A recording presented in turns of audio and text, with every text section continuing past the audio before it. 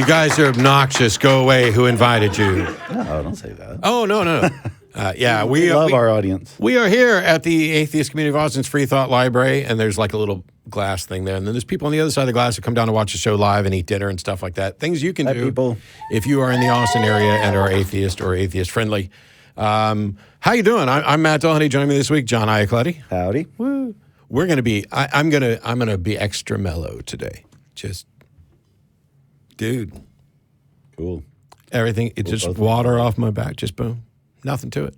It's today's Sunday, November 25th, 2018. We're coming up on the end of the year, and there's a couple of announcements to make. One of which is that December 23rd, there's going to be a year-end wrap-up and clip show with Mr. Atheist and interviews with, I think, some hosts and co-hosts. I'm not clear on all the details, but it'll be an awesome little look back at the past year. And a lot has happened and changed over the last year or so.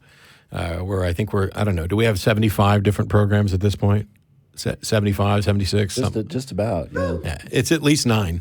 But also the Thinking Aloud newsletter that the ACA's started producing had a contest for a cover art, and this is the winner, Caitlin Reyes' cover art there, which they're showing on the screen. That'll be when's that issue go out? Soon. Beginning of December, that's when that Thinking Aloud issue is going to go out. Also, special thanks to Chris DONLAN, who's the editor of Thinking Aloud. And December 2nd will be the next time that I'm on the show, and I'm on with Phil, but also Jeff Blackwell from American Atheist. He's a lawyer for American Atheist. He'll be in town sitting here on the show. There'll be the three of us. We'll talk stuff. So that would be a good time. December 2nd would be a good week to plan some calls, asking questions about church-state separation issues, about American atheist legal strategy, perhaps how it differs or diverges from the legal strategy of other organizations. Because I'm a member and sometimes a board member of a great many organizations. There's a lot of good groups that are doing things. Freedom from Religion Foundation tends to focus on a lot of church-state separation lawsuits, and so does American Atheist, and yet there's kind of different philosophical foundations for that and a difference in deciding which case each organization might go for. All good questions for Jeff when he's here. Yeah. How have you been, John? Great. Just got back from some time in New Mexico, seeing family and wandering through nature, and had a nice, relaxing time. You found your way back out of nature, though. Yes. Yeah. That wasn't too hard. Welcome back to the city. I hope all of our, at least U.S.-based listeners had a nice Thanksgiving and good time with family and friends and loved ones. I look forward to that. We had here at speaking of the Free Thought Library, we had a bunch of people come up for Friendsgiving, which was very well received on Thursday. And then, I don't know, 6 or 8 people came over to my place to play board games on Friday, and we'll probably do a lot more of that. I know that if Phil was here, he would tell us all about what's coming up with Atheists Helping the Homeless and Humanists at Work and the RAMP Project and all those volunteer things. But you can visit atheist-community.org and the Facebook page for the ACA and find out more about what's going on, and also, get your eyeballs on the calendar of events so you can keep track of when we're hanging out. But we are here for this show every Sunday from 4:30 to around 6 or so p.m. Any atheist or atheist-friendly person is welcome to come on down to the studio. Parking's limited. Sometimes you have to park around the corner and walk a while, so bring an umbrella if it's raining, as it has been for, 3 months now. I feel like I moved to Portland or something, or Seattle. Yeah. I don't have any more announcements, do you? I do not. All right. Then we're going to jump in with calls. Just out of curiosity, Warren in Pennsylvania, thanks for waiting. You're on with Matt and John. Hello, how are you? I'm doing well. Good. Hey, Warren. Good. I see Matt and John are there. I had a question about crystal power, and this happened several years ago. The guy was telling me I worked with was telling me that crystals had a lot of power. And he told me, and I'd like your opinion on it. Okay, crystal power is bullshit. I know what it is. I tend to agree. Okay, that's my opinion. He was telling me how he would take a crystal, mount it on the end of a wooden staff, and then go out in the middle of a thunder and lightning and rainstorm, and hold it up in the air and feel the power coming through it. He's watched Excalibur one too many times. What's that? Nothing. Go ahead. And I just, you already said you thought the whole thing was bullshit, and I agree with you there. Yeah, there is not sufficient evidence to conclude any of the things that people conclude about healing crystals and crystal power and anything else. The only thing crystals even come close to, the old crystal radio sets, because particular crystals would vibrate at a specific frequency, and I don't know. I don't even know enough about that because they're gone. They weren't even good enough at running crappy little radios, and so now people are running around going, "Oh, this one's pretty. Let me put it on a necklace, and it will channel chi or umpty scratch energy into me and make my life better." And yet there's absolutely no evidence that any of these do anything. And there's plenty of evidence that they work at the rate of chance, and you could just replace them with any other rock. Yeah. I'm sure a geologist is going to let me know that crystals aren't rocks or rock. Yeah. Well, I think the question would be, is this energy, because you can convince yourself that you're feeling anything, is this energy measurable and measurable in some way that you can detect? Well, I kind of figured it was the static electricity that you'd get when you went out into a lightning storm, and you get a buildup of charge in the clouds and an opposite buildup in the ground, and you start to feel that energy flowing. Okay, so I said I was going to stay calm today, and I'm certainly not the slightest bit upset by you, Warren. I am frustrated though at why would anybody spend any time at all on this? And I'll explain why I asked that question. There's nothing here that is defined. Yeah. Oh, there's power. What's power? Power's a Weasley word. What do you mean? Well, there's energy. What kind of energy? Kinetic energy, potential energy, electrical energy, chemical, what is it you're doing, and how would you possibly measure it? And the reality is, well, this person felt the energy, and I don't know what that means. I didn't say anything at the time. I don't know what that means. And not only know either, not only that, but if there's no way for me to test what happened in the past, and until this person's willing to put together a test protocol and come out and stand out in a lightning storm, I have no interest in even spending time on it. There are real big issues here. I just feel he's lucky he didn't electrocute himself. Well, maybe the crystal protected him. I don't think that would conduct anyway. A crystal and a piece of wood, it would have to be metallic of some sort, probably. If it was wet wood, well, it just depends. If he's grounded, you can get struck by lightning. And the thing is, okay, this is. I know somebody's going to email and complain about this. Don't, because I'm not going to respond. But here's the thing. Here's the thing. Yeah. There are certain claims that we should spend no more time on until they present something new. And the James Randi Educational Foundation that ran the $1 Million Challenge 4 years, or the prize, $1 million to anybody who could demonstrate any paranormal or supernatural ability or event or blah, blah, blah. They changed the nature of what you have to go through to apply. Because if there was any truth to this crystal crap, there would be scientific papers on it. There would be peer review study. There'd be a Nobel Prize or a Templeton Foundation Prize or some prize from some foundation that says, aha, and that doesn't happen.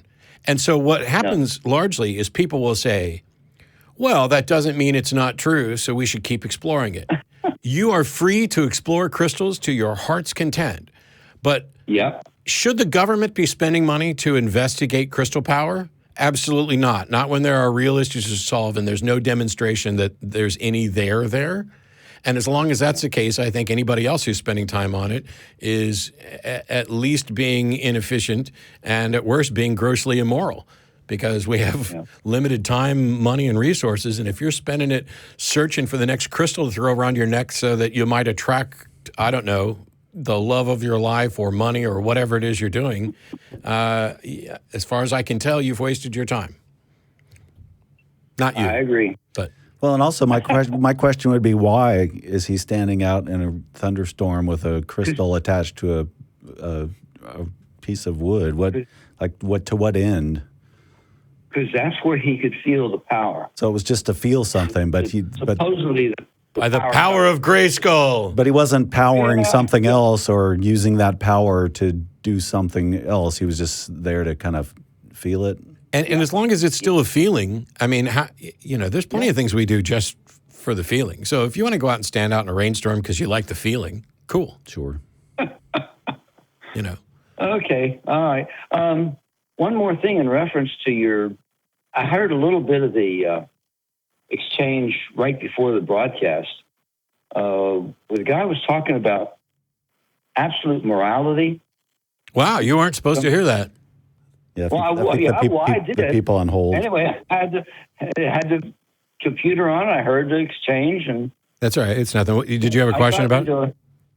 I got into an argument one time because I said that everything. Well, at the time, I used the term situational ethics.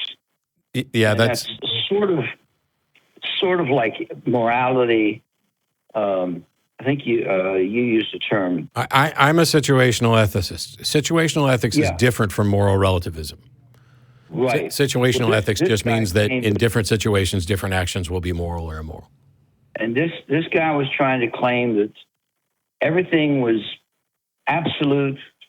Ethics was all absolute, and he used the example that he was a paramedic, and he would go into a house and immediately make certain procedures with the paramedic procedures that he had. And I didn't get the opportunity to pursue it any further. But my question would be, what would happen if he would just go into a house without that preconceived idea that there's a medical emergency there? Well, would he still go in and do the same procedures? No, he wouldn't. He would go in and, Well, his claim about absolutes is wrong and easily refuted, and everybody's aware of it. And it's really simple. Is it morally permissible for me to take a blade and slice your throat open? Well, it depends on the situation. If I'm giving you an emergency tracheotomy and it's medically necessary, then it's the most moral thing I can do. And if I'm trying to do it to get you to shut up in the middle of an argument, then it's probably the least moral thing, or one of the most immoral things I could do. It becomes obvious to everybody instantly when you ask questions like that, oh yes, the facts about the situation matter. And this is what I didn't get to, because the guy was very animated, very adamant, very angry about it. And I just said, okay, fine. I just left it go. So anyway, well, thank you for your time. All right. Okay. Thanks, Warren. And okay, I will see you again. All right. Thanks for calling. We've got Chris in Los Angeles. Thanks for waiting. You're on with Matt and John. Oh, hi. Hi, Matt. Hi, John. I really enjoy your show. Thanks. Thanks, Chris. So you talk about beliefs and whether, if it's true or not. There's many times in my life where I'm down and I struggle with people, money, jobs, or whatever. Believing in something just kind of gives me the strength to move on, to proceed forward with my life, even though there's no evidence for it, which is what faith is, and faith is how you define it. Is this an assertion, without a belief asserted without evidence? But what if it's just it brings, it makes me feel optimistic and it brings good to my life. I mean, so give me an example of something you believe merely because it's comforting. Let's say my parents, my dad died, And then, it gives me comfort, to believe that there is an afterlife. Okay, now here's the question. Stop. Do you actually believe there's an afterlife? Or are you acting as if you believe there's an afterlife because that provides comfort?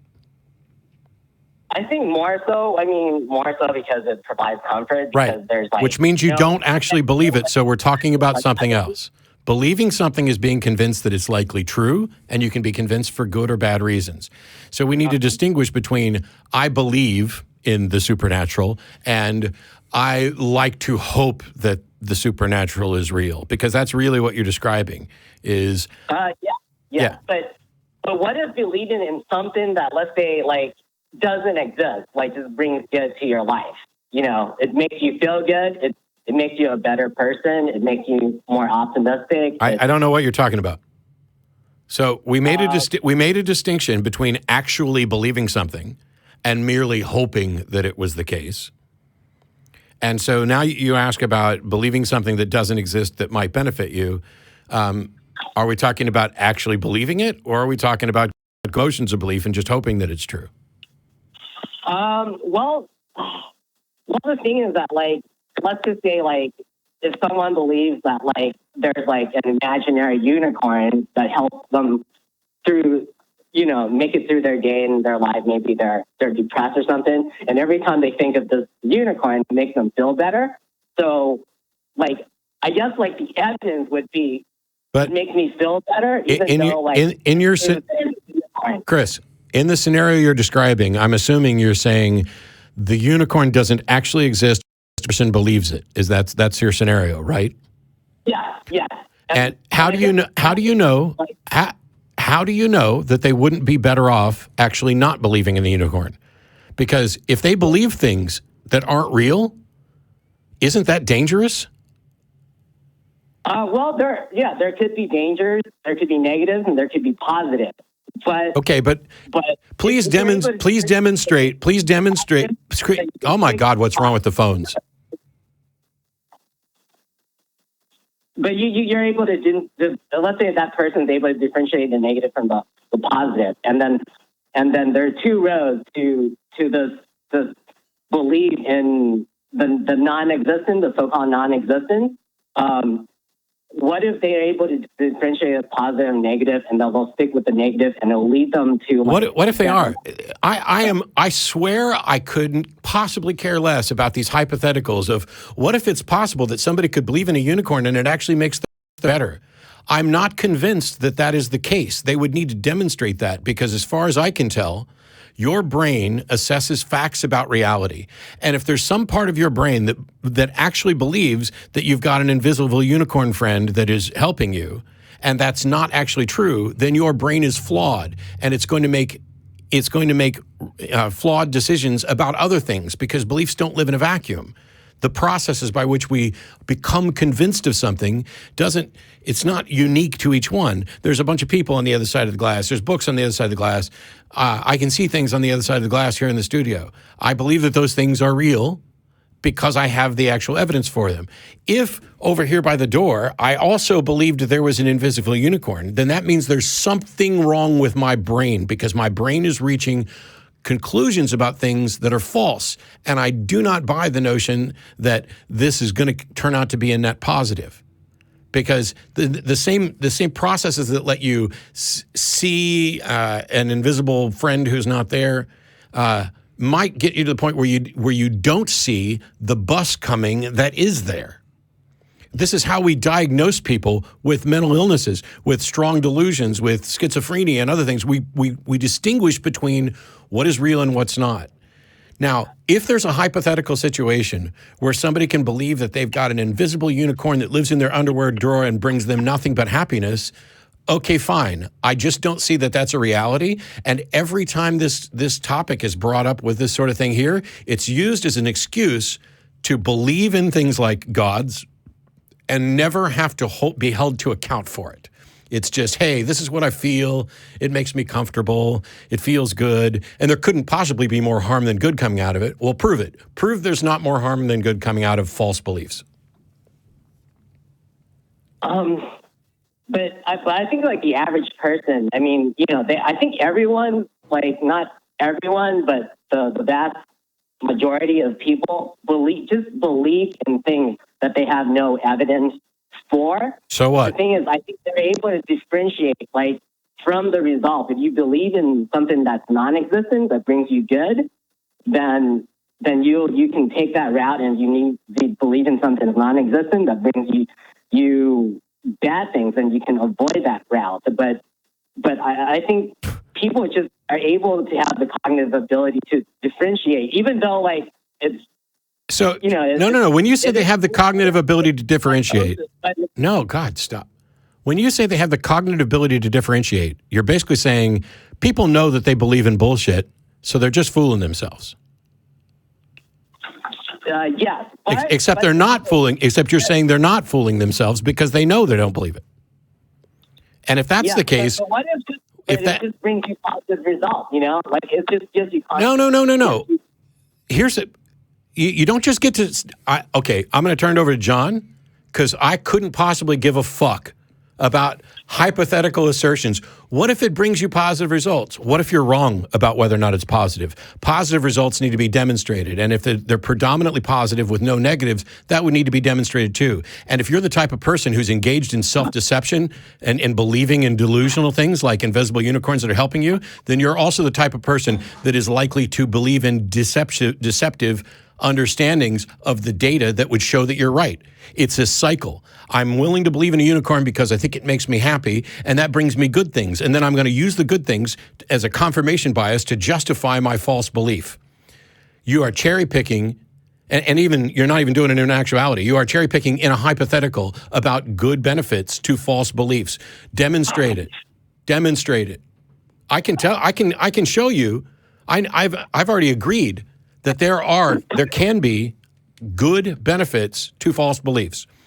And I've said before, prayer works. It doesn't work because there's a God answering your prayer, but in a scenario where you're caved in a cave, the person who prays and believes that it's going to be beneficial is more likely to be rescued because prayer will calm them.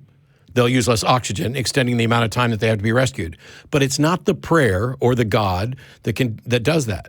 It's the use of less oxygen. And so the real benefit, the one that is data-driven, the belief that is true, that would be useful to hold, would be that if you are in a cave-in, you need to remain calm and use as little oxygen as possible. So there's the benefit that you're getting, that you're attributing to the magical unicorn, isn't really from the magical unicorn at all. And if you know that the unicorn's not real, then you have to acknowledge that every positive benefit you get isn't coming from the unicorn. It's coming from you. And wouldn't it be better to know how that works than to keep giving credit to the invisible freaking unicorn? Okay. Well, yeah, that makes sense. But can you, like, just twist that and say, like, a belief in something that's non-existent can be used as, like, a methodology to make you feel better? Like, maybe, it's yes, Chris. Yes, Chris, there are comforting lies. Your kids are special. Your kids are beautiful. Your kids can be anything they want. Somebody loves you and cares about you. You're not alone. All of those are comforting lies if they're not true. Okay. All right. Well, actually, that's all I have. Thank you. I really enjoy your show. I love the way you guys argue and present, like, your arguments again. I didn't know if John had anything to add on the invisible unicorn. I kind of went that way. I thought you were going to turn it over to me. I was. Yeah, I think the bottom line, though, is what Matt said, is that feeling good might not be the best thing for you in terms of, general well-being, that there's more to it than just some comfort or feeling good. And your net effect might not be positive to believe in things that are false. Yeah, investigating, not just relying on anecdotal stuff and personal. I'll go ahead and I'll give you an example of something that's gone on in my life in the past. I suffered a lot of diabetic nerve pain, and neither over-the-counter pain relievers or other stuff was really having much of an effect. And somebody gave me some weed. Now, I'm not a big fan. I don't like to be high. I don't like my brain when it's not working. But, in desperation, you're going to try whatever. Smoked a joint. I'm able to sleep pain-free 10 hours, whereas normally I was getting 3 or 4. Now, does that mean that I have good reason to conclude that marijuana is good for pain relief? No. No, as a matter of fact, I have good reason to believe that most of the medical benefits, or a good chunk of the medical benefits attributed to marijuana, are nonsense. That there's a lot of, we just don't have the good studies for it. But it could be that the marijuana reduced the pain, or it could be that the marijuana just made me high enough I didn't give a crap about the pain. And either way, I don't care, because if I ever go like another week with 2 hours of sleep, 3 hours of sleep, 2 hours of sleep, and I want to get a good night's sleep, I'm going to smoke and see if I get another 10 hours of sleep. I'm not believing that the marijuana is the secret perfect cure for pain.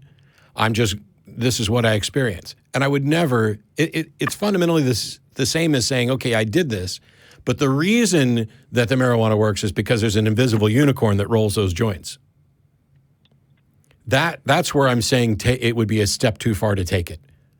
Okay. So I guess just isolate it to a contextual situation to make your false belief good, I guess. I don't know. Well, we lie to ourselves all the time, and we do stuff that we know motivates us. It's the reason why we have cheerleaders on the sideline. It's the reason why the coach, even when all appears lost, is like, no, you guys can do it, and blah, blah, blah, and I know you've got it in you. And it's because that sort of positive encouragement can have an effect on people if they buy into it. But it would be better to get people to realize, which I think is what I would say coaches tend to be doing more than perhaps cheerleaders, is to get people to realize that if in fact they can do it, then the strength is within them, and just getting them to recognize that that's not a lie. Saying, I know you guys can go out there and win is not a lie. If that encourages them to go out and win, that means they had the ability to do this all the time. And anybody who's raised kids or been around kids, you watch, and some kids are more easily frustrated than others. And that there's something they can do, and they just gave up a little too early. And so giving them encouragement is not looking for the thing that falsely convinces them they can do it. It's about knowing that they can do it and finding the thing that will get them to realize that they've been actively engaged in self-deception to convince them that they can't do it. Does that make sense? Yeah, that makes sense. All right. And if the coach were to hand out everyone a pair of lucky socks and say, if you put these socks on, you'll win, even if some of them believe that, that's not a good thing for them, because if they think it's out of their control and it's the socks that's doing it, they're not going to be motivated at all to do what really helps them win the game. It's Dumbo's magic feather. It's Thor's Mjolnir. All right, cool. Thank you, guys. Sure. Thanks, Chris. I'm sure so we'll probably get all kinds of emails with loads and loads of corrections. And that makes me want to talk about something, which I kind of mentioned, I think, a couple weeks ago. Everybody on the show, except maybe John, has made mistakes at some point where we've got something factually wrong, or the slip of the tongue or slip of the brain or whatever. We made mistakes. I've done it too. And, I thought I was wrong once, but I was mistaken. Yeah. But I came on and apologized and corrected some stuff last time I was on. I think one of the things that Eric and I are talking about doing is getting your email feedback.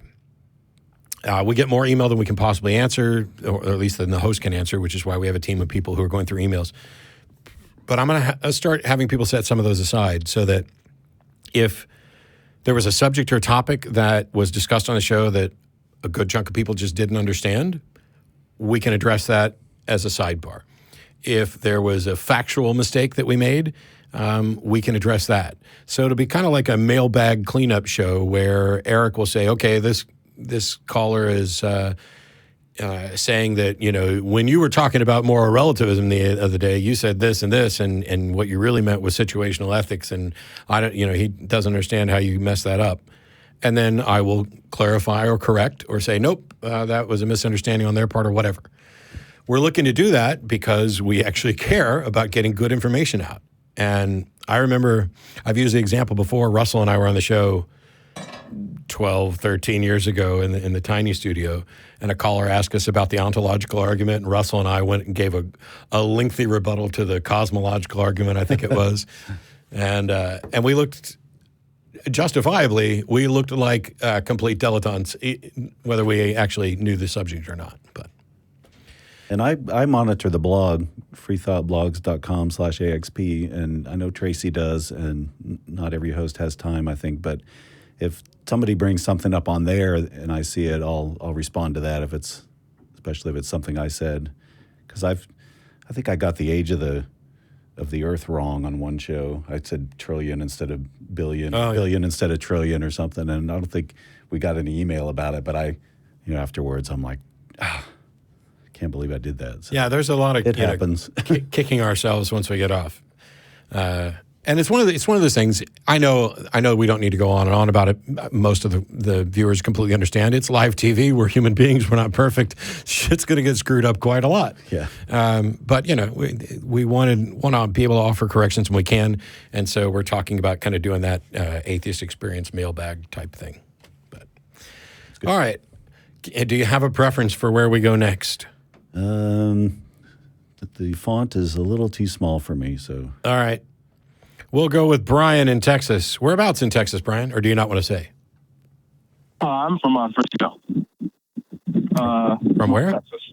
From where? North Texas. North Texas. Close to Dallas. Oh, okay. Yeah. So Plano. Right, yeah, sure, yeah. Yeah. How are you guys doing today? Great. How are Not you? too bad. Good. I wanted to call in about your views on morality, and I didn't know what your views were. I didn't know if you were an objectivist or what. Yeah, well, I think it's probably most accurate to say non-subjectivist, just because people get confused over it. But if you Google superiority of secular morality, you will find me giving a 45-minute lecture on this in several different versions over the years. Okay.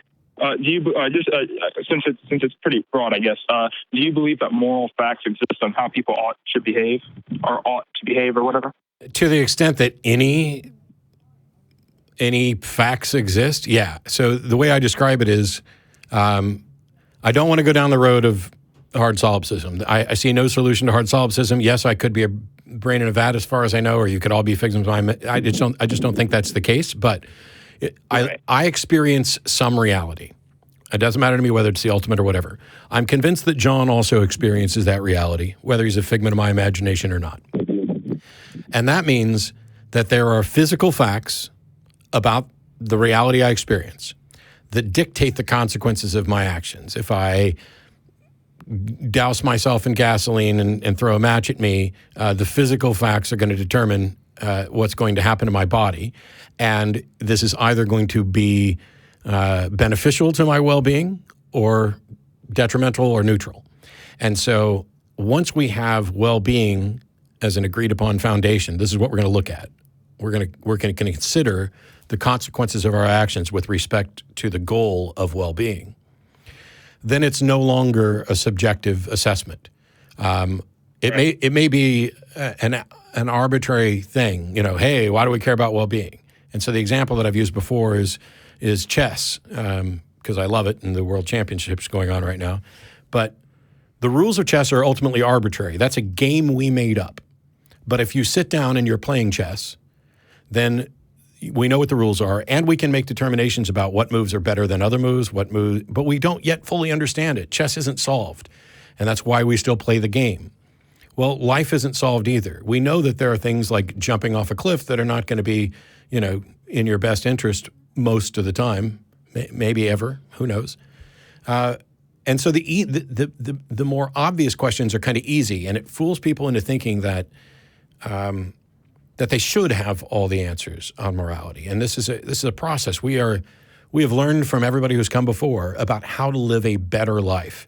And what I get quite often is, well, if you don't have some objective, absolute, external foundation, you can't have morality.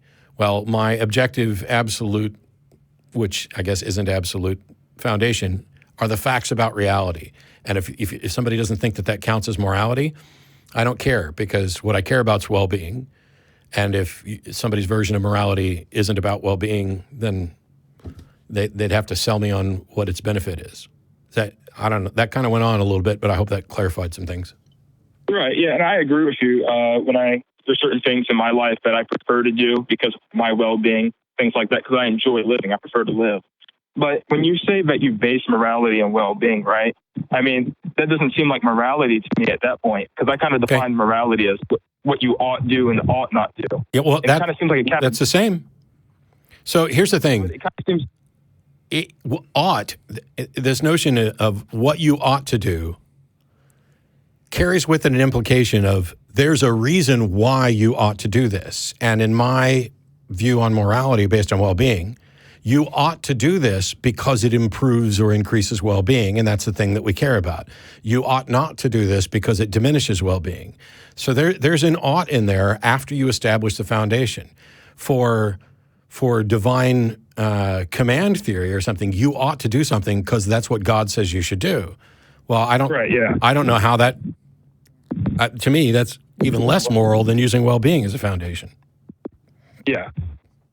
Well-being was one of the objections that I had, because it kind of seems like when we cause the thing about the morality debate in philosophy is what we determine the moral foundation is. And I don't, it seems like a categorical error to me to put well-being as what we ought to, because all the person has to ask is, like you even mentioned this yourself. No, I'm not saying well-being is what we ought to. I'm saying if we agree that well-being is going to be the standard by which we're going to evaluate things, we can derive oughts from that.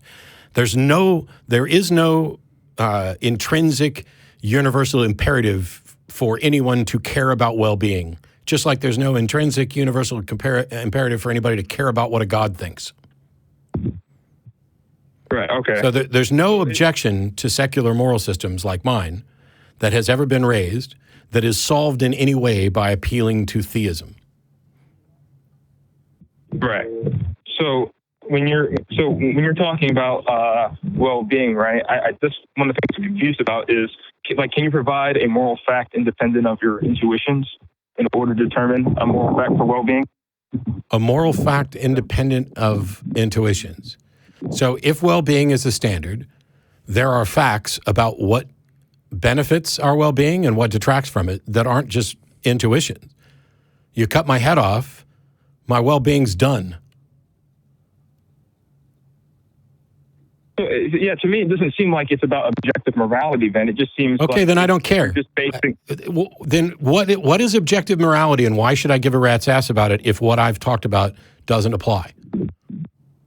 Because it just seems like you're just filling in the category. And No. I'm asking a question.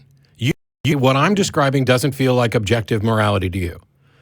Then what is objective morality to you, and why should anybody care? I'm not an objectivist. I'm a nihilist. Oh, well, then why are we talking? I thought your view was that you believed objective moral facts exist. I believe that there are objective facts in the universe that can be assessed with respect to well-being, which I'm equating with morality. If somebody else doesn't equate it with morality, fine. Then I'll just stick with well-being, because I don't care what the label is. I care about well-being, and there are objective facts about well-being. I just happen to think that throughout the entirety of human history, whenever people have used the fuzzy language of morality, what they've actually been talking about without realizing it is encompassed by well-being. Well, to me, that's irrelevant almost. I mean, that's just consensus, right? I mean, I don't see David Hume. No. It's not irrelevant to say that what people have talked about is what people mean by the word morality is encapsulated within well-being.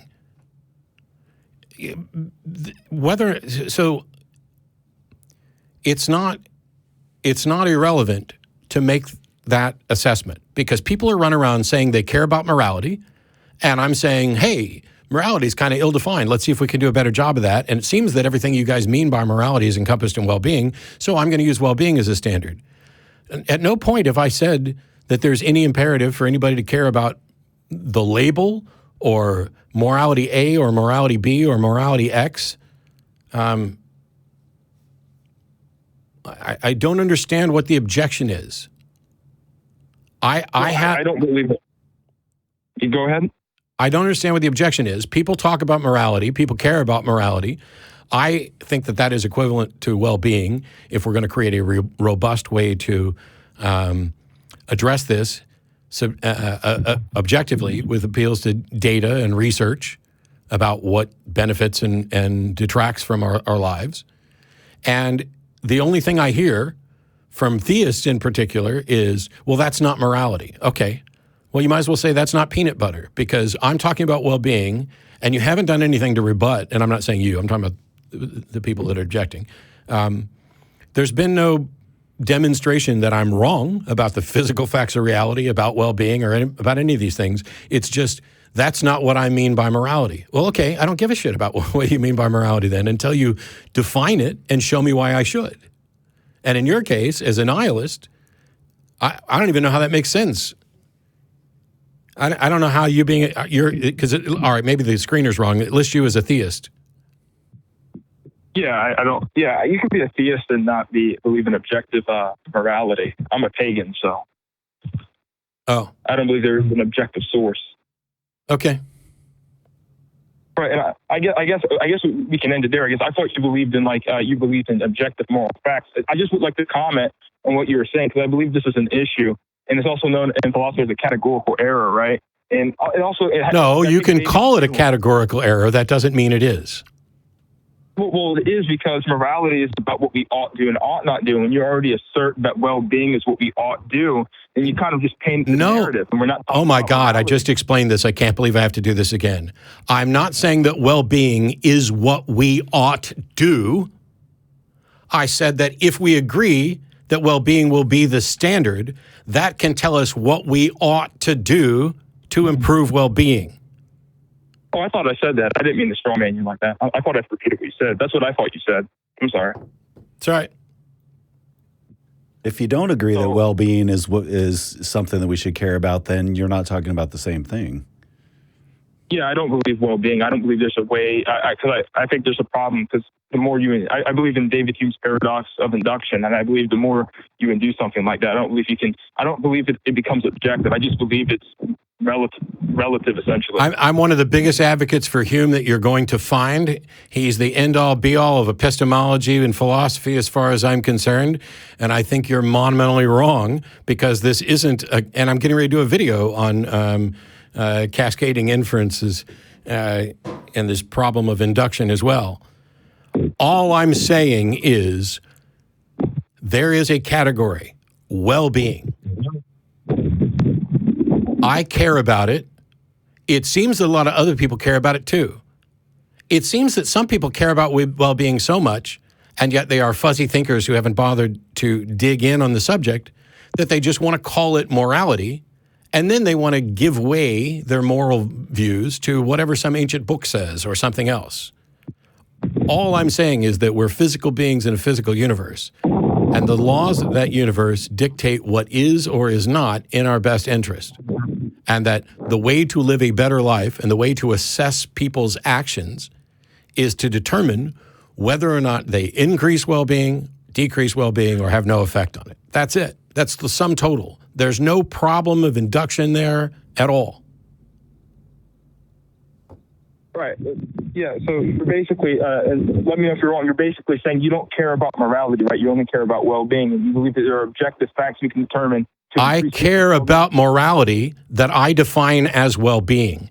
I don't care about someone else's assertion about morality until they define it and explain why I should care. Morality, the notion that Matt doesn't care about morality is basically saying Matt doesn't care about this particular label, because the concept that we attribute that label to is, as far as I can tell, completely and totally addressed to the maximal extent that it can be by my model based on well-being. Okay. There is no better system, and there is no better system that allows for improvement that has ever been demonstrated as far as I'm aware. Oh, okay. So I guess because I agree. I believe that for me, subjectively, I believe in well-being and stuff, and I believe that we can derive objective facts if we categorize morality as well-being. I agree with you on that. So I guess you're, because I remember listening to some videos you had, and I thought you were just a straight-up objectivist, I guess. So, some older videos, and I thought I could debate you on from a nihilistic perspective. Okay. I guess. But even if I was, all right, I'm not going to go down that road because I'm just going to end up mocking the nihilistic perspective. And that's not a fair. That's not a fair response. But all right, thanks, Bryan. Okay, talk to you later. Bye. I don't know. I like the way you frame it. In the past, I would have said that ethics and morality are mostly a matter of taste when you boil it down. But you also have to acknowledge that humans are hardwired to care about well-being and to be altruistic, and it's more than just I like chocolate better than vanilla. Yeah. So framing it in terms of well-being and setting up the rules, the rules of chess are arbitrary. The rules that we set up to care about well-being might, to some extent, be arbitrary. Yeah, because he, as a nihilist, maybe he doesn't care about well-being. But he says he does. Yeah. So he wants morality to be something else that he doesn't believe in, rather than acknowledging that you're talking about two different concepts of morality.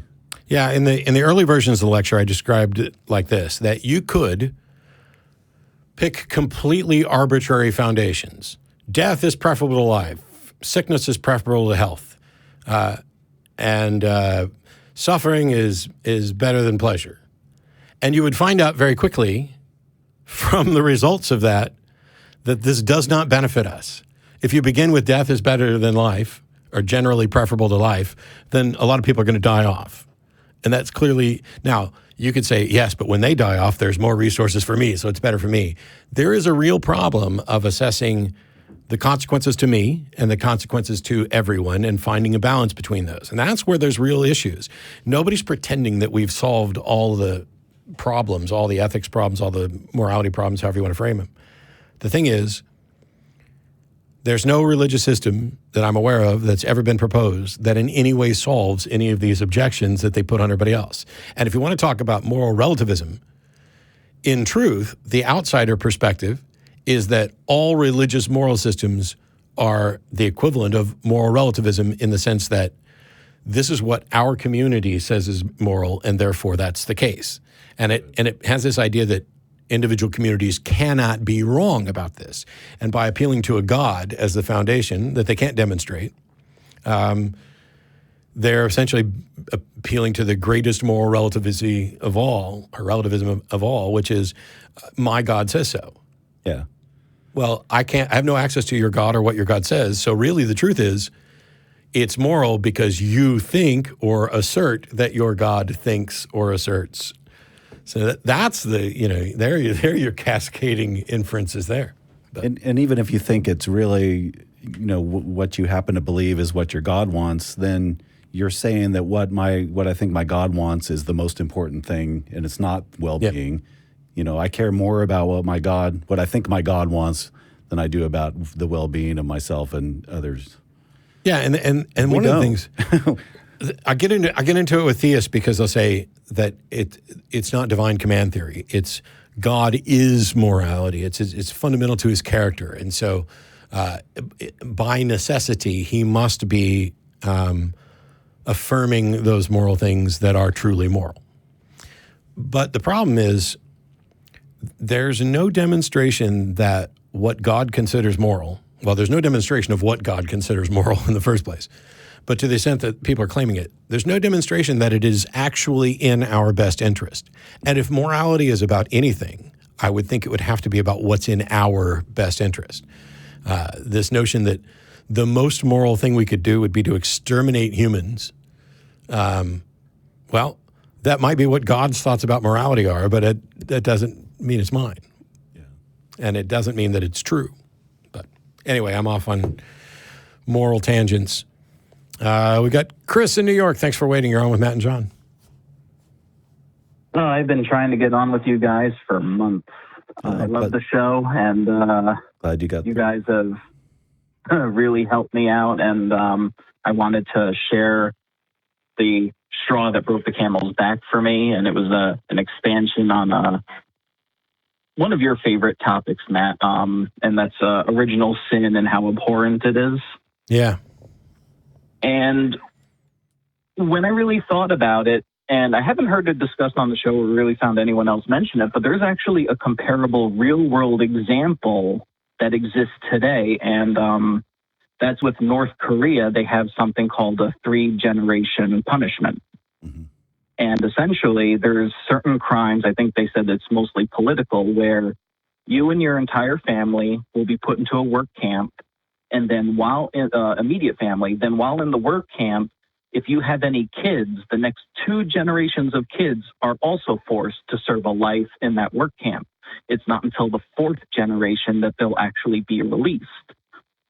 And that's something with, I think, could be argued is infinitely more moral than the concept of original sin, because with original sin, Adam and Eve, I would say, could be argued that they didn't know eating the apple was wrong because they didn't know about good and evil until they ate the apple. Then there's, I know you like to go and say infinite punishment for a finite crime.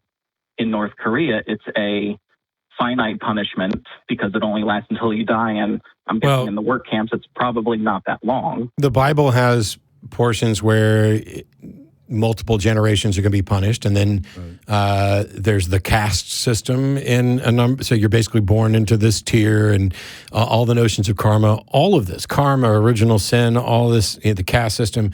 These are all immoral and repugnant, because if they are not true, then we have managed to convince perhaps billions of people to buy into something that makes them de facto inferior to other people in society. And if it is true, mm-hmm. then there's a moral thug of a deity that is doing it intentionally. So both situations, whether it's true or a lie, it's still immoral. Mm-hmm.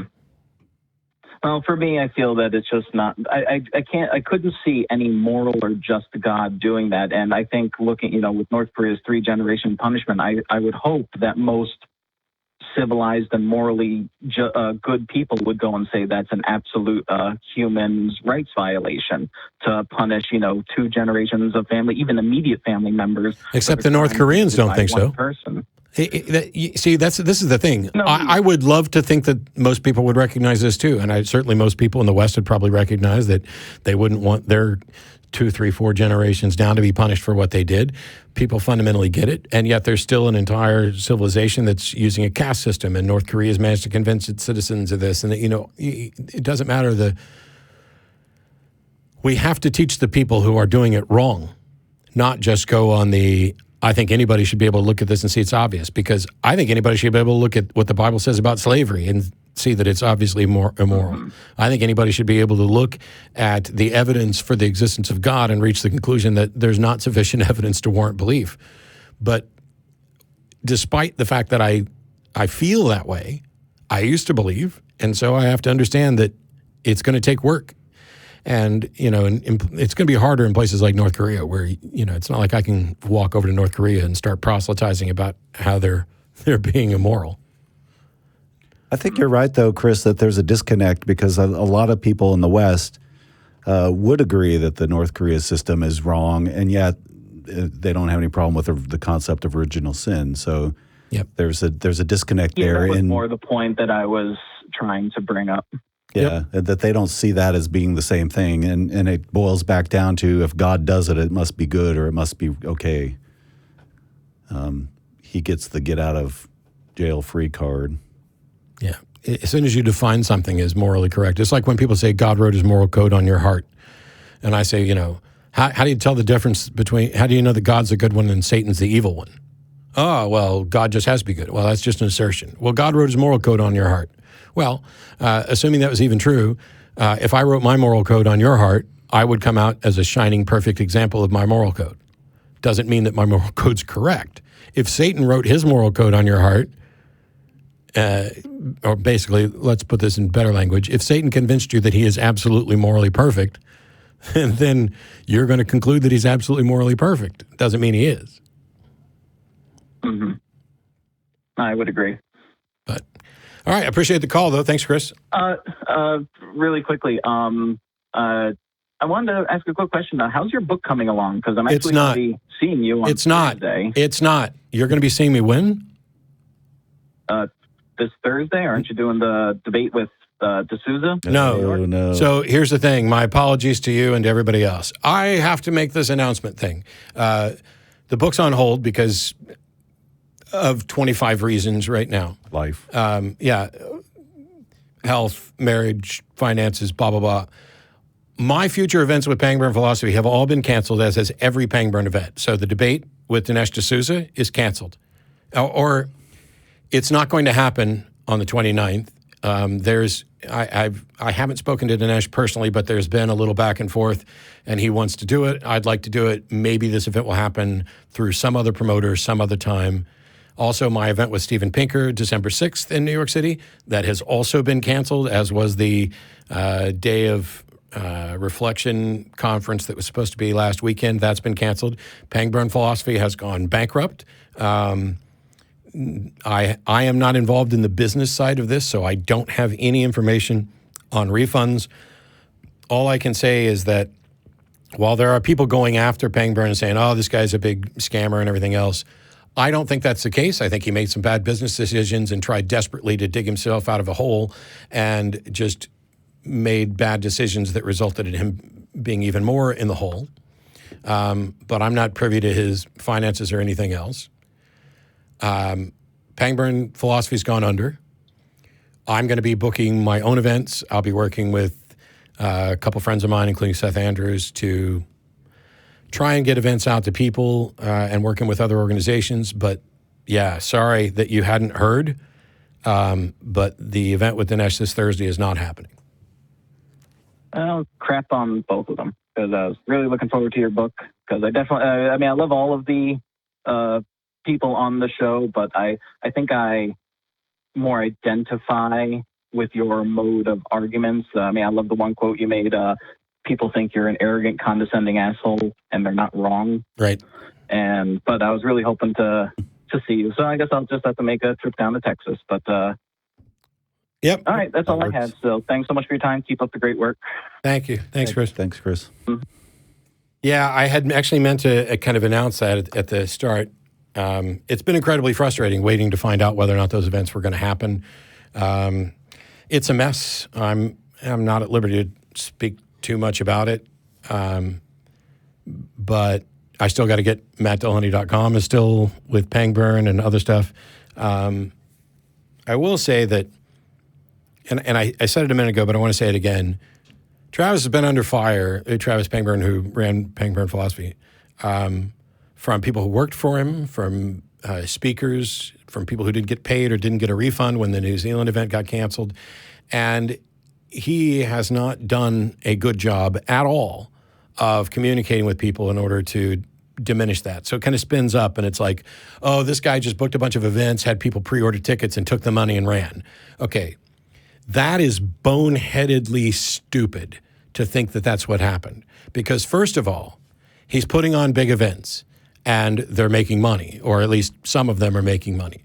The goal was to put on more and more events, and yes, to make more money, but you have to keep putting on events. This notion that he got together people, Sam Harris, myself, Dawkins, whoever, did a bunch of events to gain some credibility and then run off with some ticket sales from one event, it makes no sense. And it's not true considering the guy didn't run off with money. He's massively in debt, which is how Pangburn folded. You don't have to go looking for conspiracies when mistakes and incompetence and errors will do, because those are going to be more likely. But also in Texas, we've got Billy on the phone with Matt and John. How you doing? Hey, not bad. Can you hear me? Yeah. Okay. Yeah. Yes. Hey, Billy. Okay. Sorry. I've talked to you guys a few times before. Actually, first time I called, it was you and John. Oh, cool. I was going over some scientific literature, and I've noticed the word unnatural is in scientific literature here and there. And then I looked up in a thesaurus that unnatural and supernatural are directly synonymous with each other. Wow. Does that mean that no scientists? No. Oh, okay. Yeah, I wouldn't agree. They use the word unnatural pretty regularly, and typically they're describing things that are unexplainable by natural, laws and stuff like that. So I was just wondering if that was in some way. So here's the thing: there are plenty of scientists who believe in the supernatural, but they don't believe it on the basis of science. Science has nothing to say about the supernatural. And I can't speak to all of these because there may be people out there who are scientists and educated in science who are trying to argue on behalf of the supernatural by using science in some fashion, but you can't get there. And by and large, unnatural just means unusual, out of the ordinary, abnormal. Here, let me get the thesaurus here. Extraordinary, strange, odd, peculiar, unorthodox, exceptional, irregular, atypical, untypical. I don't even see supernatural on the quick synonyms there. So it would depend a lot on context. It would certainly be listed in a thesaurus as one of many potential synonyms, but that's because words have different uses. And so you have to figure out what word they're using and why. But at the end of the day, like Francis Collins is the former head of the Human Genome Project, and he's a good scientist. He believes in God and Jesus and the Trinity because he came across a waterfall frozen in 3, but he doesn't say that science confirms God. As a matter of fact, that he's on record as saying that the genetic evidence alone is enough to confirm common ancestry, so any model, any religious model that denies common ancestry, he would reject. But when you find words like unnatural, there's a couple of different things. One is, what do they actually mean by it? And you can't just go to a thesaurus and pick it out. Otherwise, I could just as easily go to thesaurus and say, no, what they mean is strange. So scientists are then talking about strange stuff. So you have to dig in to find out what it is that was meant there. And then you have to dig in to find out, is this actually science? Or is this just science? There's plenty of papers that get published that should never be published. Peer review is not perfect.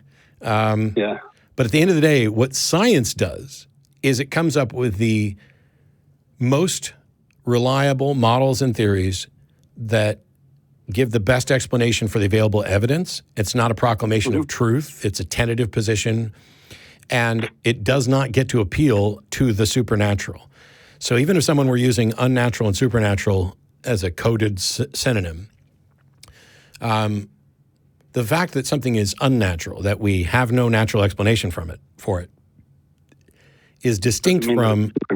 Sorry? That doesn't mean that it's supernatural, I guess. So there's a contextual thing where if I say that's unnatural, I'm not claiming that it's supernatural. I'm claiming that we have no natural explanation for it. But when I claim it's supernatural, I'm asserting an explanation that it is something necessarily beyond nature. It reminds me a little bit about people when they say UFO.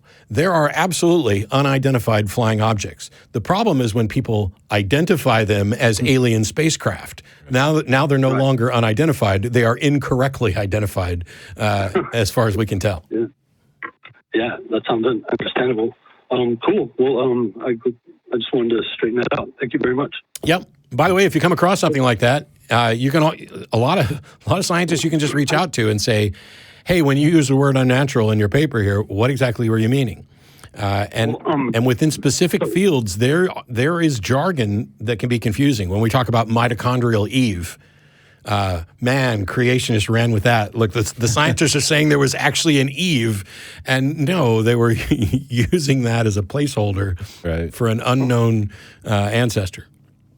Last time we talked, I brought up virtual particles and how they pop in and out of existence, and how that seemed like it's something that was supernatural. Because I connected it to, say, if I could pop in and out of existence, would I be considered supernatural? And it just seemed like in my head that if I could pop in and out of existence, that if people saw that, they would consider me to be supernatural. So, I wouldn't. Or they would consider that to be some kind of supernatural thing. Yeah, I wouldn't, because for me, as soon as you say it's supernatural, you're saying it's beyond nature. And what would really be happening isn't that, it wouldn't be the case that Billy was popping in and out of existence. It would be Billy would be able to give the appearance of popping in and out of existence, because I have no way to tell the difference between you appearing to pop in and out of existence and you actually popping in and out of existence. See what I mean? Right. So I would just say that's cool. How did he do that? Yeah. And it's one of those things where, when you talk about particles that pop in and out of existence, it may just be that, given our limited ability to investigate, that appears to be what's going on, but it may in fact be something else. But even if that was accurate, the only reasonable conclusion we could reach is we don't know what the causal explanation is for that. And if someone were to claim that it's necessarily supernatural, they're saying, oh, there can't be a natural explanation, which is an assertion that we know everything about the natural world and have precluded a natural explanation when we're just getting started. So gravity is not considered supernatural, but we don't know what gravity is. So well, we don't have a full understanding of it, but a reproducible effect. You could say the same thing about electricity at some point in the past. You could say the same thing about magnetism, anything else, and that kind of underlines the point. The fact that there's something that we can observe, label, and even measure without knowing everything about how and why it is, doesn't mean that the ultimate explanation needs to be supernatural. This is the mistake that we've made throughout history, is when we're not able to figure it out right away, then we just go to, well, we're so smart and we know so much, and if we can't figure this out, it must be a god, it must be a supernatural thing, it must be something beyond our ability to understand. And that's a mistake. But we are pretty smart. We're really, really smart. And we're so smart that every single time we've found out what the actual cause for something spooky was, it's never been supernatural. Now that's a track record. But that's because we could figure it out. There are things that we can't figure out because they're not detectable. How do you tell the difference? How do you tell the difference between something you can't figure out and something you can't figure out yet? Yeah. Not detectable. If it's outside of observable fields, then it can't even be detected. It's kind of like if there's something that cannot be detected in any way, then there's no justification to believe that thing is real. But dark matter can't be detected in any way.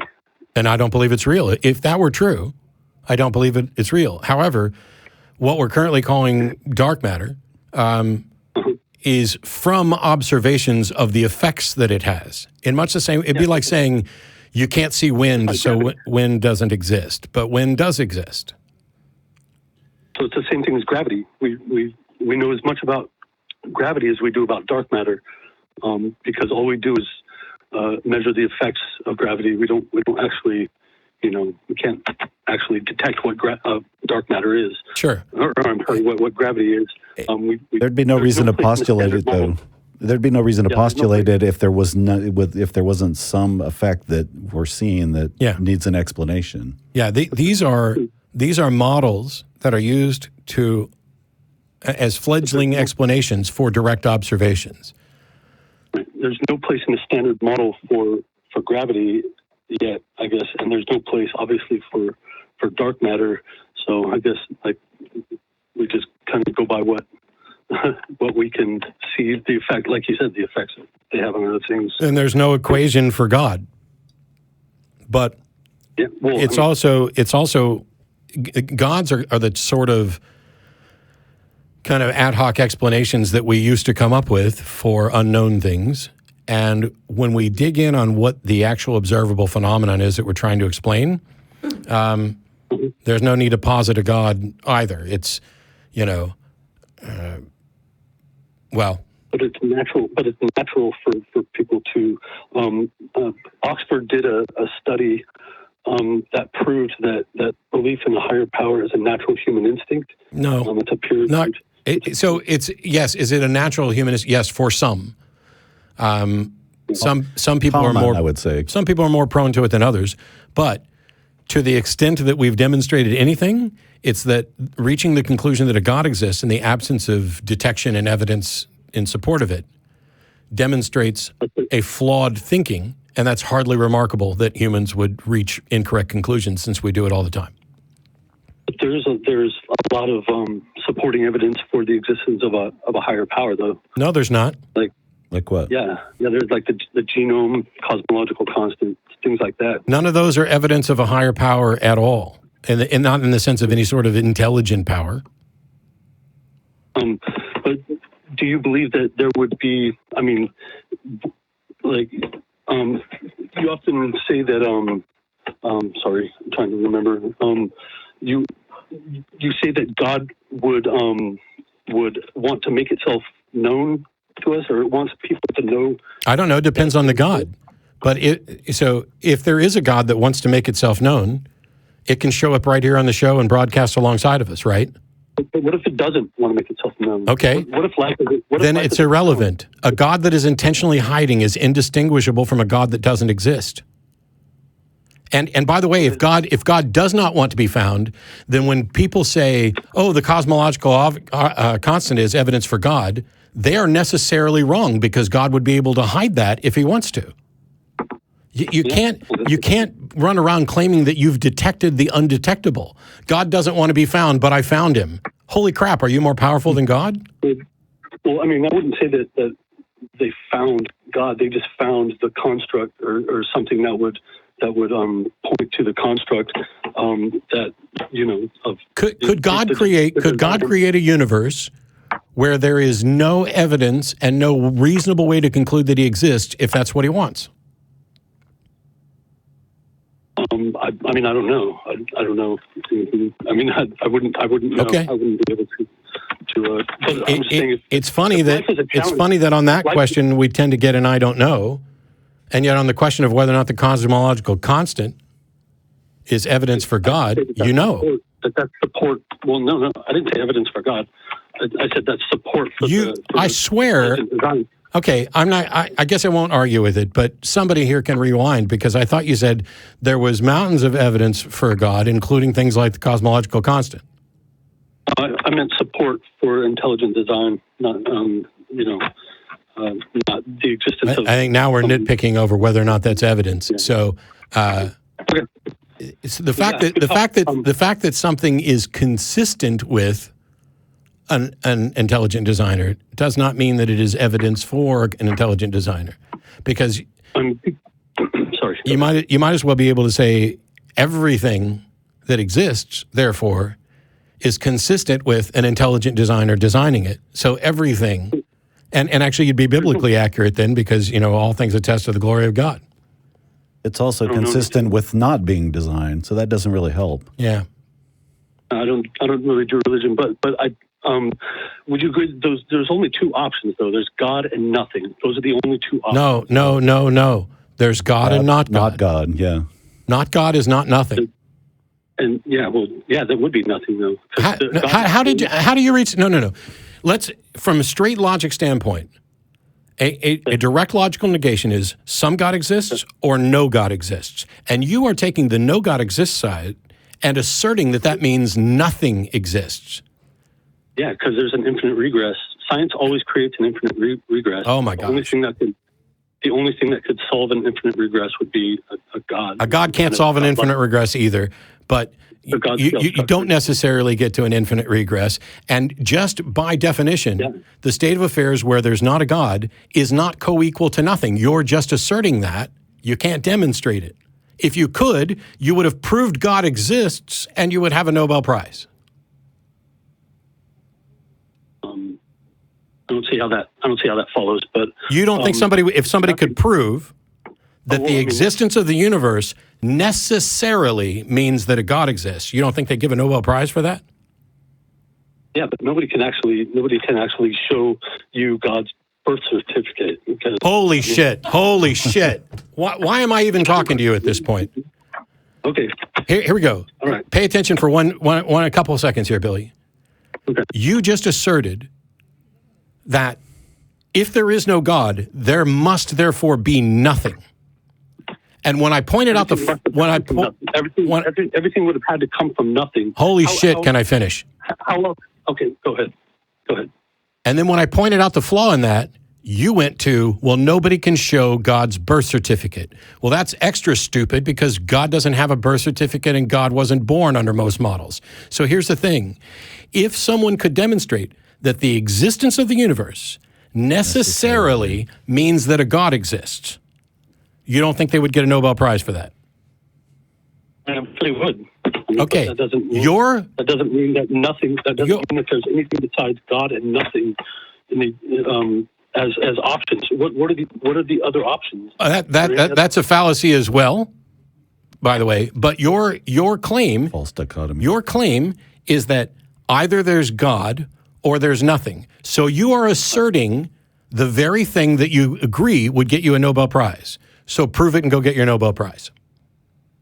The only way to prove it would be... Then you don't have good reason to believe it. If you have good reason to believe it, then you can demonstrate it. Well, I mean, God and intelligent design, that's being able to demonstrate intelligent design is different than being able to demonstrate the actual thing that is God. Sure. I don't think you can demonstrate intelligent design either. The existence of something is not dependent upon what you know about it. So, I mean, God can exist and us not know what it is. Correct. That's true, but you haven't demonstrated that there is an intelligent designer. You also haven't demonstrated that the existence of the universe necessitates a God. I can demonstrate that the characteristics of reality exhibit attributes of design. That's a given. Like you can show that the universe appears to have design, but what causes that appearance of design? I mean, design is the result of intelligence. A design is the result of intelligence, but the appearance of design is not necessarily the result of intelligence. That is something that you're manufacturing in your head. You're saying that looks designed to me. Yes. Design needs to be demonstrated. We can recognize hallmarks of design, though. Yeah, we can. That we can recognize hallmarks of design. Do you know what they are? Things like the genome and No. The genome is not evidence of design. There's no evidence that the genome was designed. There is the appearance. There doesn't have to be evidence that it was designed. But there has to be evidence for it that it was designed before it is reasonable for you to claim that it was designed or that it is evidence for design. No. We recognize design by contrasting it with that which naturally occurs. This thing, yes. Design with our knowledge. Contrasting it with holy crap, our knowledge. Billy. We recognize design by contrasting it with that which naturally occurs. Some things naturally occur, and all the evidence points to them naturally occurring. Some things apparently do not naturally occur, and the evidence points to them being designed. But natural order. But if the standard model, if the components of the standard model are designed, meaning the force characteristics, the constants that are, that are exhibited by the components of the standard model, all the little particles and stuff, if any of those features were different, if any of the qualities of those particles were different at all, not only would there not be life, but in most cases, the universe would not exist. And that does not prove design. The fact that the outcome is beneficial to you does not mean that you were the intended fucking purpose. Is there anything about the human genome that in any way violates mundane chemical processes following physical law? For it to come about? You don't know how it could come about. Nobody does. Abiogenesis isn't solved. You cannot assert that the only explanation is supernatural or design because you don't know what the possibilities are. Well, they recreate models of reality using supercomputers that still can't generate a genome. Oh, well, congratulations. We're back to we're really, really smart, and we've come up with really, really smart computers who haven't figured it out. So since we haven't figured it out any other way, I'm just going to go ahead and go with design. That is a fallacy. It may be designed, but you have to demonstrate that it's designed, and you don't get to demonstrate it's designed by saying computers haven't been able to show it's not designed. Not yet, anyway. If something is designed, then that explains why it appears that way. So no, this is a fallacy. I swear, Billy, this is so frustrating because this is a fallacy. You're saying if something is designed, that explains why it appears designed. That is one explanation. That is one, Billy, that is one, holy shit. That is, Billy, shut up. That is one potential explanation for why something would appear designed. And there are no others. Okay, you're wrong. You are now putting yourself in the position of being godlike by asserting that there's no other possible explanation. Well, how do you know so much about the universe that you've concluded there's no other possible explanation? Because of physics, dude. We know the physical laws are the same throughout the whole universe. That's how physical laws do not require an intelligent designer. The laws of physics go all the way down to the fundamental particles. It does not matter. Okay. Here's the thing, and it appears designed. Hang on. Okay, go. Here's the thing. It appears designed. Does that mean it was necessarily designed? There's no other option. Holy shit. We're done. Goodbye. Goodbye. You guys can't be honest about this. This is a really simple exercise. Here is a thing, X. It appears to be designed. Does that mean it is designed? The one and only correct answer is no. The mere appearance of design does not mean that it was necessarily designed. If we recognize design by merely looking at shit and going, well, that looks designed, so it must have been. That's how we got to gods throwing lightning bolts. That's how we got to only God can make a tree. Okay? So now we have something with an appearance of design. The process that we must then go through is let us explore and find candidate explanations for that appearance of design. And the candidate explanations fall into two categories. It was actually designed, or it was not actually intentionally designed and merely gives the appearance of it. And this is something that we see in nature. Weird formations, etc. And we are pattern recognition machines. That's what we do. And so we are prone to the mistake of seeing agency where there is not agency. And so before you can say the one and only explanation for the appearance of design in this case is that it was designed, you have to list candidate explanations and exclude all of the others. And on a universal scale, you can't do that. Perhaps your God could, and then maybe he should show his ass up here at the show and say, yes, it was all designed. Here's the evidence for it.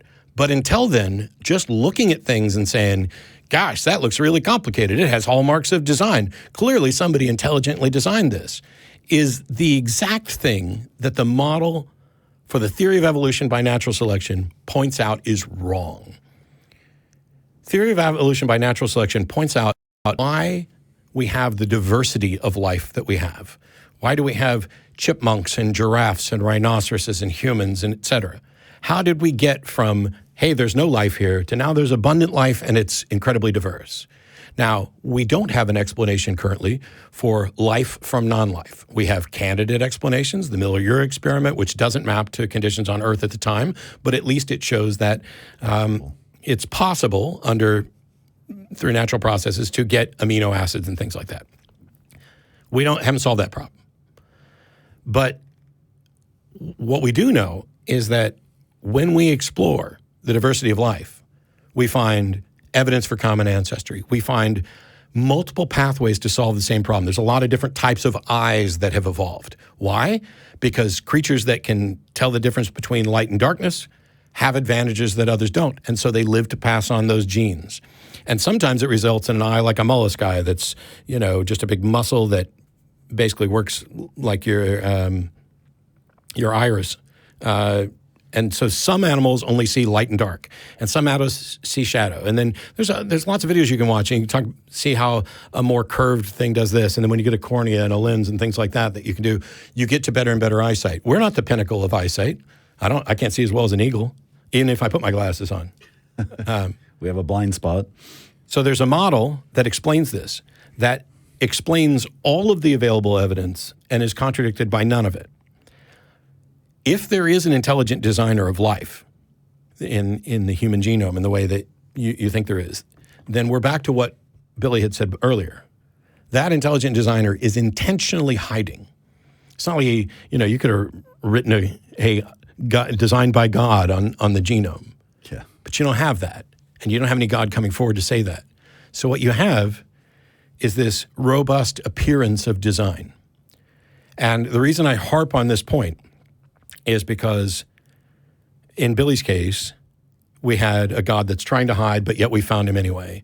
We had a God we see things and we don't have any other explanation. The fact that we don't have another explanation, he is then asserting there is no other explanation, which requires God-like levels of knowledge. And fundamentally, we recognize design by contrasting it with nature. If something occurs naturally, a tree, a human genome, and this process, well, how could it possibly self-replicate? And if you changed one thing, yes, if you changed one thing, we'd be extinct, like 99% of all the species that have ever existed. This is the process.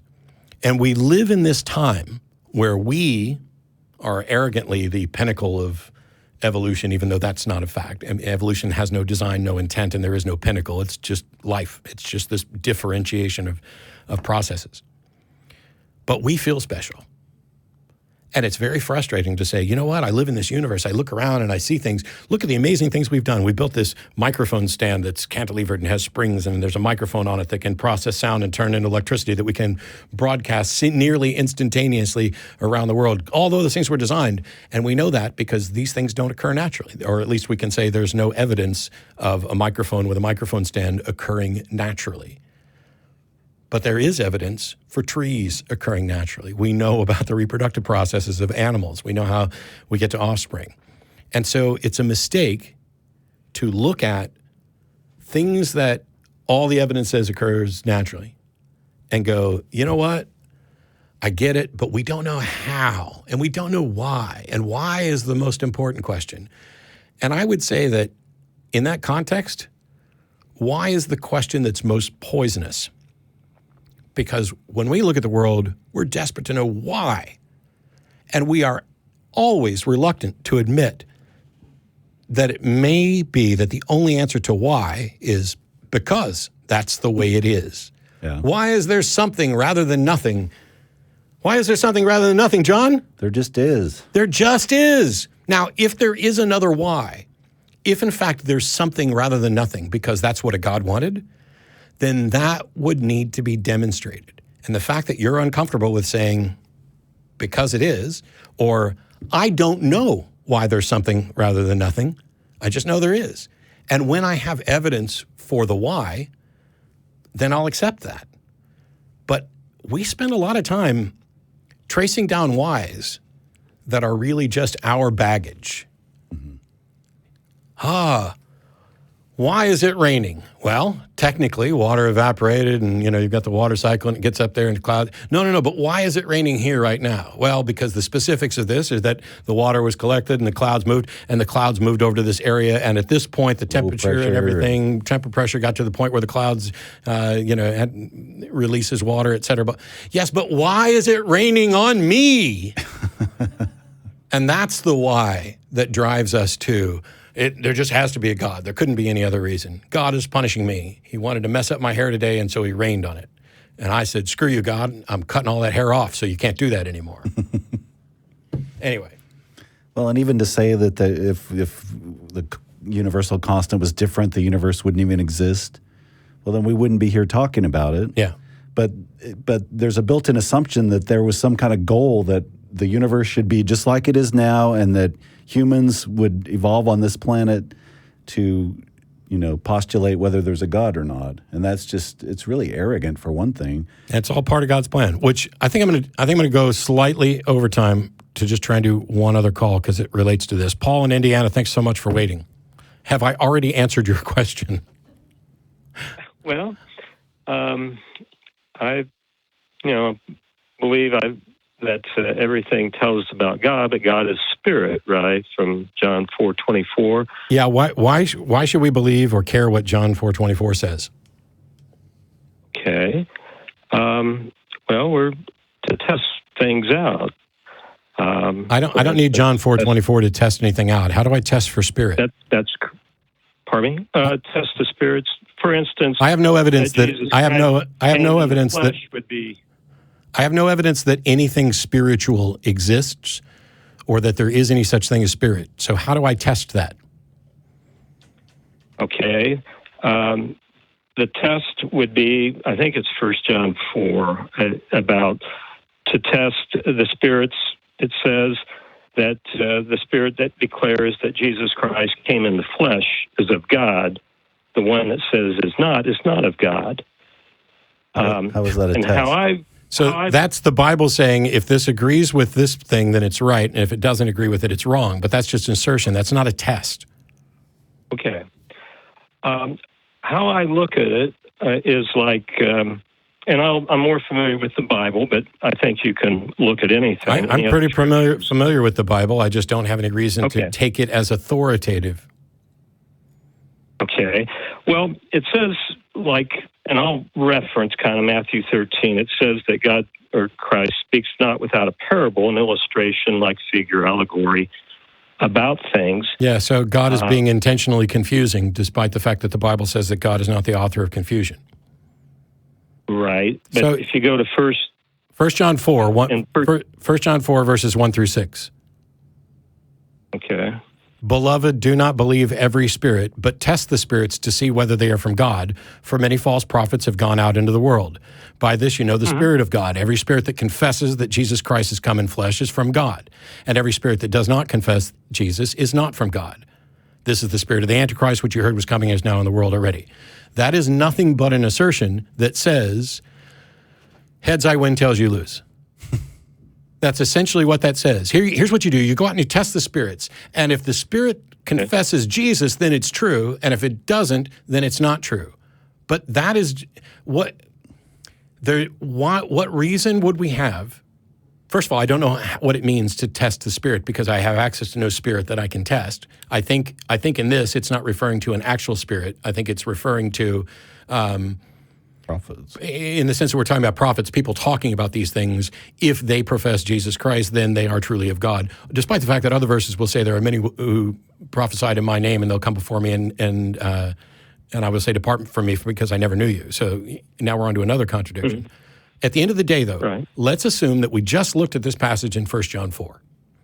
And I want to find out whether or not something has come from God or not. According to this passage, anything that's professing Jesus Christ came from God, and anything that's not did not come from God. Right? Right. What reason do I have to believe that's true? Okay. I think the way I understand it, and I can be wrong, is, for instance, when I look at other scripture to explain scripture, in context, that just like 1 Corinthians 2 and 11 through 14, it talks about the natural man receiveth not the things of God because they're spiritually discerned. But that's still just another assertion that, hey, these people out here who aren't godly, they just don't get it. God has given them over to reprobate minds. They are flawed. All of this is still heads I win, tails you lose. I'm asking, the Bible says a bunch of things. You can make it say almost anything you want within reason. But this here is a test to figure out whether or not something is from God. And the entirety of the test is completely useless because if it's talking about spirit, I have no way of accessing that or investigating it. And if it's talking about human beings saying things, it is self-refuting to say that merely suggesting that someone who says they are of God or of Jesus is necessarily of God. That you haven't even shown that there is a God, or that this God could be this way, or that what this passage says is accurate. And so when you dig through the rest of the Bible to try to make sense of this, what you start doing is you start cherry picking and saying, this is the way I want God to be. I want God to be loving and caring. I want God to be a beacon of hope. I want God to be morally virtuous. And then you throw out all of the things, even if they're in the Bible, that would contradict that. Like, God can't be morally virtuous if he advocates for slavery and genocide and slaughtering children and all the things that God advocates in the Old Testament. But at the end of the day, you've given me a verse, and if we continued, it's little children who are from God and have overcome them, for he who is within you is greater than he who is in the world. They are from the world, all this, you're in the world but not of it, and all that crap. This is just sophistry. This is basically preaching to the converted and saying, it reminds me of the Sermon on the Mount. Okay. Jesus said if he said anything and it's accurately reported, which we'll just assume it is for now, Jesus said some good things and gave some good advice, and he also gave some bad advice. But he also set up people to view themselves as victims, because you'll be persecuted in my name's sake. And so when Christians feel that they're being persecuted, that means they think they are living a Christ-like life, and this is what's to be expected. Perhaps they're just assholes. Mm-hmm. Not all of them. I'm just saying the people who are, if you're talking to somebody and you're not getting, love and kindness and things back, maybe it's because, you're not deserving. But if it convinces people that they are being persecuted because they're Christians, the truth is almost nobody in the modern world is persecuted for being a Christian. And yet Christians, quite a few of them, claim persecution all the time. They want to claim that their religious liberties are being taken away just because we're passing laws that don't give them a favored preferential position. But at the end of the day, I want to know how to know that there's a God.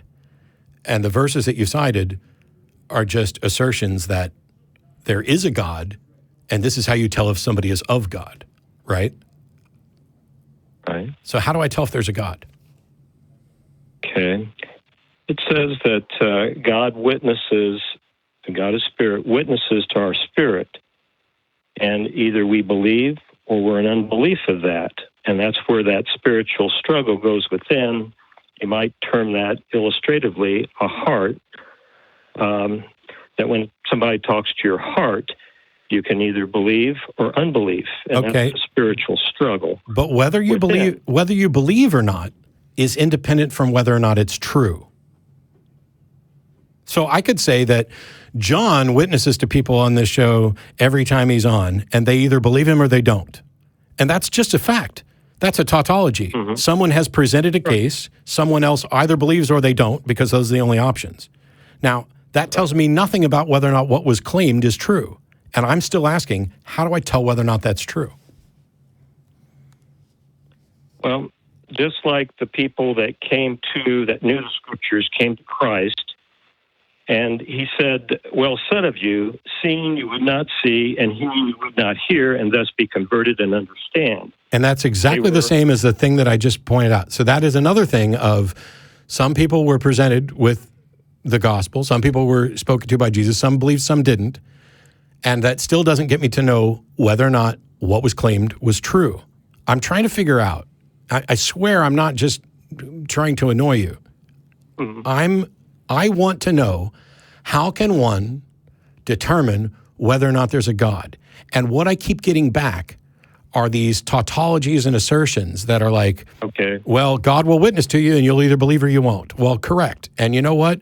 Climate change is either real or it's not, independent of what you believe. And there's a God that's real or not, independent of what you believe. And I want to know how to know if it's true.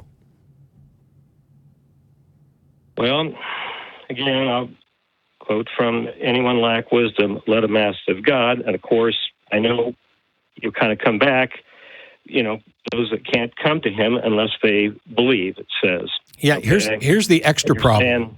Here's the extra problem. Not only is that not a way to tell whether or not it's true, but I was a fundamentalist Southern Baptist for more than 25 years and was going to be a preacher. I actively believed and ministered to people.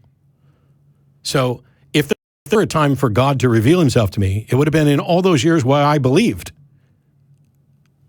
And if there was ever a better time, it would be right now.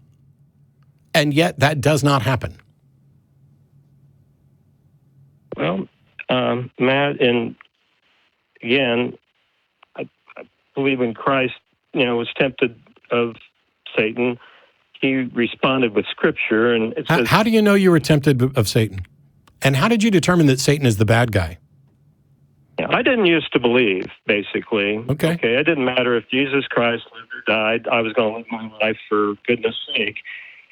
And then things changed on that. And then I went through trying to prove things out and all that. And but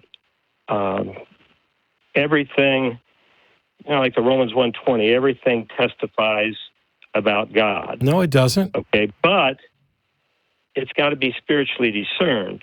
Okay, so what you're really saying is that the Romans passage is that everything testifies to God if you think that it testifies to God. It's to your heart whether you believe or you don't believe, okay? But I believe we're all in that spiritual struggle within. I'm not a perfect human being. I understand. Here's the thing. I get what you believe because I used to also believe it. I'm asking about why you believe it. Why do you think that you were tempted of Satan? I don't think there's a Satan. I don't think there's a God. I don't understand how you told the difference between whether God was the good one and Satan was the evil one. But you say you were tempted by Satan. What does that mean, and how do you know? Well, August '84, I was in the hospital and had lost 8 units of blood. But our family had Tennessee bleeding ulcers, okay? And so at that time, I read the thing that my mom had given me, a paraphrase of the scriptures, and I had grown up in Catholic grade school, went through all that, altar boy and that stuff, and didn't. But when I got out, I had lots of questions, so I just got away from it. Didn't matter. I was going to live my life for goodness. But at that point, I read that thing. It was like 12 years later from graduation or Christmas that year. And I started reading that, and it was like I had never read those scriptures before. It was a paraphrase, not apocrypha. And I can't tell you what passages, but it was just like I believed that it was true, and I never, that to me, we're not getting to. I want to say it witnessed spiritually to my heart. That was it. Okay. I'm asking. You said you were tempted by the devil, and I'm asking how you reached that conclusion. When I was quoting how God uses that as an illustration, okay, about how there is the, sin is defined as unbelief, okay, and John 16:9. No, unbelief is a sin. Sin is not an unbelief. Sin is not defined as unbelief. Sin is actions in opposition to God. Not physical actions, because God looks on the heart, man. Yeah. God loves thought crimes too, which is also immoral. But at the end of the day, I'm still asking. You said you were tempted by Satan. How do you know that? Because you didn't Satan believe. Being defined as the spirit of unbelief, spirit of error, versus the spirit of truth. Okay. We're done, Paul. Okay. I've asked repeatedly. Well, I appreciate I've asked repeatedly how to get to truth. And then you said you were tempted by Satan. And I thought, that's an interesting thing. How does somebody tell if they're tempted by Satan? And then you keep going on and on with references about, false and truth. If I said I was tempted by Satan, and let me throw on my Southern Baptist hat, because back when I believed I had been tempted, back when I believed that I had been tempted by Satan, if somebody said, what makes you think you've been tempted by Satan? I would have told them what happened. Hey, I had these feelings and urges, and why are you attributing that to Satan? And I would have given the explanation for why I would attribute it to Satan. And then you'd be like And then when somebody asked me, yeah, but how do you know it's Satan? I would have figured out, oh, you know what? I don't actually have a good reason for that. I'm just assuming that it was Satan because I stood in church and believed things and stood next to people. Just like when I felt the presence of the Holy Spirit, I was convinced as anybody else in that church that I was experiencing the Holy Spirit. And now I'm convinced that I was not, and neither is anybody else. Because there is no way to demonstrate that that is actually true. Extraordinary popular delusions and the madness of crowds. We see people, human beings doing things, and the fact that you believe something is separate from whether it's true. And so I'm trying to figure out how to get to truth. And I run across people like you who are awesome, who are just good people trying to do what they can, and they believe something. And yet every time I ask them, how do you get to truth? I get things that in no way could ever possibly lead to truth. And I have to wonder, do you care about whether or not what you believe is true, or are you just comfortable believing it whether it's true or not? I do. I believe I do. Then wouldn't it be worthwhile? Evidently. Wouldn't it be worthwhile to figure out a method that would lead to truth and compare that to the method that you used to determine that it's true? What method did you use to determine that it was true? Because it sounds like you read passages and they had an emotional effect on you. They just seemed true. And I think all of us, including you, would agree that that is not a reliable path to figuring out whether something's true, going by how you feel about it. Yeah, there's got to be more to it. True, but I went back and tested that as far as, like, you're talking about tempted of Satan, lest the flesh, lest the eyes, pride of life, from Eve or from Christ out in the wilderness on that. But again, I know because most Christians, I don't have anybody that really comes back, whether I'm talking to Christians or Muslims or Hindus or Sikhs, when it comes back to the spiritual aspect, okay, and what is not God, God or not God, is the choices. So when you talk about like the physical aspects, okay, I look at that being a parable or an illustration or an allegory about the spiritual. And I see all that lining up. I know as far as when you talk about, say, the Old Testament, or like the law was given because of transgression or sin or unbelief, we have our physical bodies. I believe we have this world, but God will be spirit, is spirit. A spirit has not flesh and bones, as you see me have. People look at Christ and they think the physical. No, it's if you don't have the Spirit of Christ or the Holy Spirit or the Spirit of God, you're none of His. How do you show? And that is what I look at, that the Spirit that quickens or saves, the flesh profit nothing. My words are spirit and they're life. That's what kind of comes back to me, and I look at everything as the spiritual allegory about life here. Sure. So everything testifies. The fact that that's kind of what has led me to that. The fact that you look at all as an allegory for the spiritual, does that mean that's what it is? No, it's no. If it might not be God's Spirit, if it might not be, how would you tell the difference between something that is an allegory for the spiritual because the spiritual is real, and something that is allegorical for the spiritual because we wish the spiritual was real, and something that's not actually allegorical about the spiritual, but you just think it is? How do you tell the difference between those three? Comes back to belief and unbelief. Yeah, it comes back to belief. And belief, as you've already admitted, is not a good way to determine what is or isn't true. Merely asserting that I believe it, it has nothing to do with whether or not I should believe it. For me, there's got to be more to it than this book said so, and I believe it. I would expect the book of Jesus to say that Jesus is the truth. That's not remarkable. There's other books that say other things are the truth. So to quote this scripture and say, well, this says that the only way to God is through Jesus, that doesn't mean it's true. It just means this book says that, and you read that and you said, oh yeah, that makes sense to me.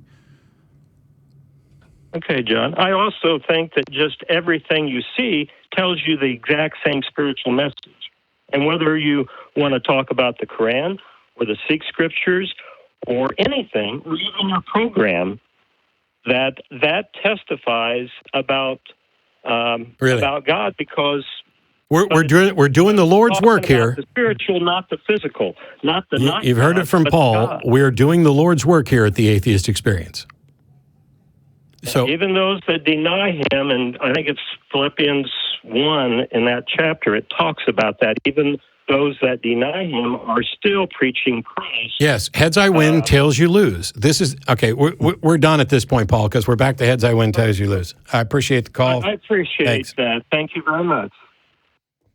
I believe because I believe. I believe because I want to believe. I believe because this book says that I should believe. I believe that this book says that it's good to believe. I believe this book is an allegory for the spiritual. I believe that everything, including your atheist show that denounces him, just shows that he actually exists, because it's like only the guilty party would claim that they weren't guilty. Right. I didn't do it. Well, obviously, it testifies to that. This is heads I win, tails you lose. This is, by definition, belief for the sake of belief, and a construction of a model in your mind that has no way. You've heard him. Paul acknowledged that he does not have a path to truth. He really would like to believe what's true, and yet he thinks that his path to truth is this book because he believes it. He thinks his path to truth is evidence of everything. Everything testifies. All things work together for the glory of God. There's just mountains of problems there, and it's. Today I harped on, I want to know how to know if it's true. Right. Because that's the thing I care about. And I don't, my position of not believing in God is not because I don't want to believe that there's a God, although I don't. But I'm willing to accept that there's a God if there's actually good reason to think that there's a God. And when somebody gives me their reasons, and then in the same conversation is willing to acknowledge that those reasons aren't good reasons, that's all we need to know about why we keep doing this show, about why we've continued to take callers, about why an article in the American Atheist September-October magazine that says we should be done with debates is absolute garbage by somebody who doesn't know what they're talking about. But I'll address that another time. This stuff is important. And it makes Paul go off and think about, hey, do I have a good reason? Should I have a good reason? Do I care? Maybe he'll do the work on that. Maybe he won't. Maybe he'll come back with a good reason and it will change my mind. That's the way reasoning works. That's the value of skepticism and critical thinking. That's the value of demanding a higher standard. Because we don't do science by, well, that kind of looks like an alligator, so I'm just going to claim it's related to an alligator. That homologous structure thing only gets you so far in figuring out what the right answer is. Well, we don't know what gravity is, so clearly it's supernatural. We don't know about dark matter. These gods of the gaps, filling in, not just for gaps in our knowledge, but the gaps that our insecurities build and widen. Because it may just be that the why question isn't even a real question. It could be just because. But our insecurities continue to widen that why question until it becomes the most important thing. Why is there something rather than nothing? And it becomes so big that pretty much the only thing that we can do is either acknowledge we don't know the answer, which is even more uncomfortable for most people, or must be some kind of God, must be something super awesome. That's a mistake. And if anything, we're going to work to address mistakes we make here and continue to addressing potential mistakes elsewhere. Anyway, we're going to do a quick after show after this. Thanks to everybody who's over in the studio. There'll be a crew cam that pops up that shows them in there working hard to make the show happen. Woo! Those guys are awesome, and we'll see you next week. Bye.